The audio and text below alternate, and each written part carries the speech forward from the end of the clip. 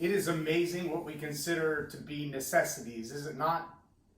Have you been in a grocery store lately? I see them all over social media, the posts of the shelf after shelf after shelf after shelf empty, with the sign above that says bath tissue, but well, there's not any bath tissue. Like none. Welcome to Leading Leaders Podcast. 5-minute videos, 5 days a week. I'm Loren Norris with Leading Leaders Podcast, and I understand that we're in the middle of a pandemic. Well, maybe not even the middle, maybe the leading edge of a pandemic. Who knows how long it will last? The answer to that question is no one. Seriously, no one really knows how long it's going to last. That's why it's called a pandemic. We are currently in a phase of the unknown.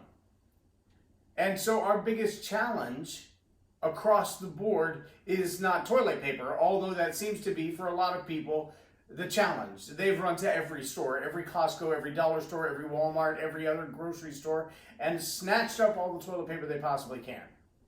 Frankly, I'm not exactly sure what the purpose of that is. This is not like E. coli. It's not a digestive virus. For the most part, it doesn't have a lot to do with the digestive system, but I digress. Here's what is ironic, though. The constant news feeds from various sources, some accurate, some not, some valid, some not, some experts, some not, some filled with opinions, some filled with some good advice, and they're really hard to discern one from the other because they're all shouting from the mountaintops what they believe you should do. Some really are just capitalizing on the fear of the mass public. And this really powerful word that, honestly, I think if we could swap it for toilet paper, if we could take the run on toilet paper, the number of people who are willing to fight to get their hands on toilet tissue, if we could take that zeal, that fever pitch of anxiety, that want to possess, and translate it from toilet tissue to awareness, our world would change.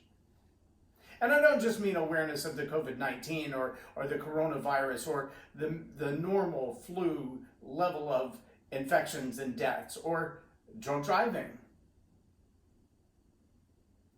or homicides. Yeah, because those numbers are pretty important too, but they tend to get washed away with the rainwater on a regular basis. We don't really think about those things. We don't think about how our daily activities impact those things. Ironic, isn't it?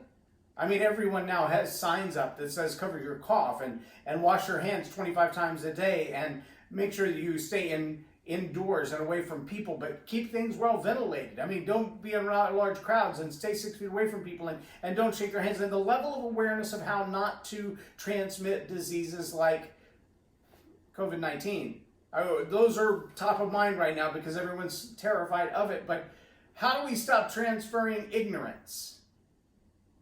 How do we stop transferring hatred? How do we stop the spread of racism? Why isn't there a protocol of that everyone is made aware of on a regular 25 to 37 second news cycle? Why is that? Why don't we have the awareness of how our diet infects our mood? Yes, I said infects our mood. I was just listening to a doctor this morning. She is a physician. She talks about gut health. And she talks about how she passed out on an airplane in this interview that I was watching. And when she passed out on the airplane, she kind of felt it coming on. And she turned to the stranger in the seat next to her on the plane and said, "My name is so-and-so, and I'm a doctor, and I'm about to have a medical issue. And you're going to be the one who's going to have to get me help." And then right after that, she passed out. She knew enough to know that her body wasn't feeling right. But she says that a lot of the problems that we have in mood and attitude and depression and burnout start with gut health. Though that has to do with what you eat. So if what you eat can affect your mood, how does it affect other things, other societal problems? How many of these problems that we have in society that we fight over, that we argue about, whether it's racism or other forms of jealousy, how many of those things are rooted in our mad American diet? See, these are the kinds of things that if we could just raise awareness about them, if we could be more diligent about the spread of hatred and racism and stupidity, Maybe if we had a run on awareness, like we had a run on toilet paper with COVID-19, we would actually get somewhere in society. So that's my challenge to you today as leaders. Let's have a run on awareness. I'm Loren Norris with Leading Leaders Podcast for Tell It Like It Is TV. Have a blessed day. Subscribe now for our extensive video library of leadership lessons promoting faith, family, and freedom.